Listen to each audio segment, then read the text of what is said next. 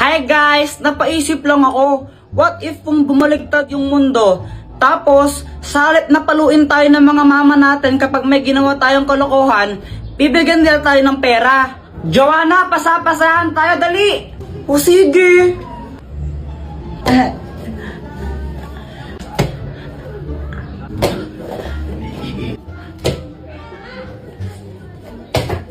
Hala! Anong nangyari dito? Mama, si Kuya Jepoy po, nakabasag po siya. Naku, Jepoy, ba't kasi dito kayo galaraw? Kulit-kulit niya. O ito, ito. Kunin mo. Mas malaki pa dyan bibigay ko susunod, ha? No. Jepoy, matulog ka na. Mama, ayoko pang matulog eh. Huwag kang makulit, matulog ka na.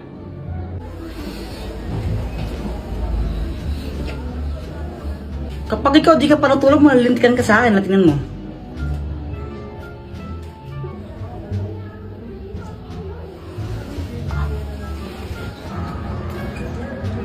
Habulan na lang tayo. Let's go. Sige. Di ba sabi ka matulog ka? O ba't andito ka?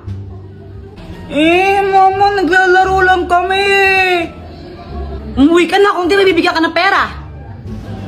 Ha? Ayaw mong umuwi ha? O ito. 1,000! Hala, 1,000. Uy, nagkapera siya. Umuwi ka na kung di dadagdagan ko pa yan. Opo. Ano ba yan? Suntukan na lang tayo. Uy, sila.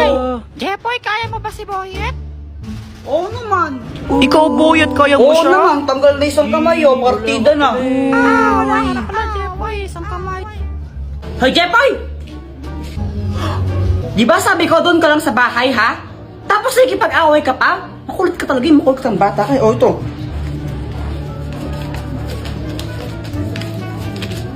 ₱5,000! Dami ko ng pera. O, di ba? Kung totoo lang yun, siguro ang yaman ko na. Guys, pakapiling!